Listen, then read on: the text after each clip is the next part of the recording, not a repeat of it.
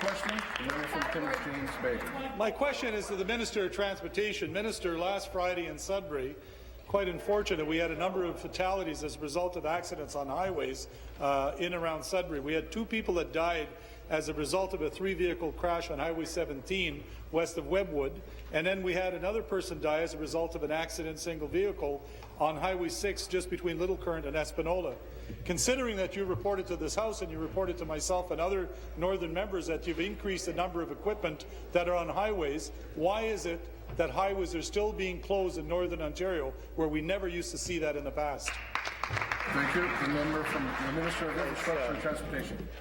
Mr. Speaker, first of all, my heart, and I know that of my colleagues here in the House, goes out to the people who have lost loved ones in a very tragic accident. I think, Mr. Speaker, for all of us who live in northern climates with icy winter roads and who have lived in parts of this country where it gets very cold, this is a reality that is all too often and all too tragically part of life.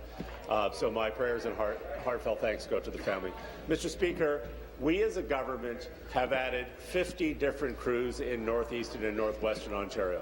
It is the largest expansion in the history of Ontario in snow removal and winter maintenance.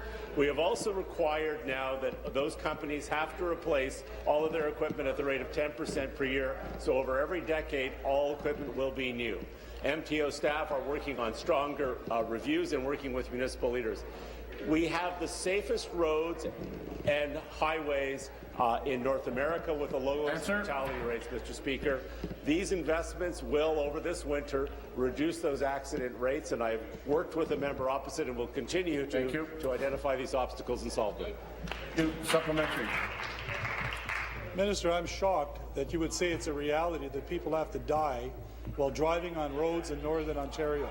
That, quite frankly, is not acceptable as an answer. But I'm going to ask you again.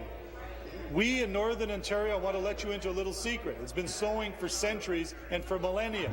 And for years, when we had MTO take care of our highways, we never had conditions of roads as we see them today.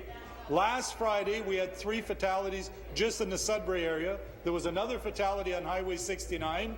And the question is, why is it that we're having the amount of road closures and the amount of accidents as compared to before? So I ask you again, despite the increase of equipment that you announced but about a few weeks ago, why is it that we are still having some of the worst road conditions as a result of your highway maintenance?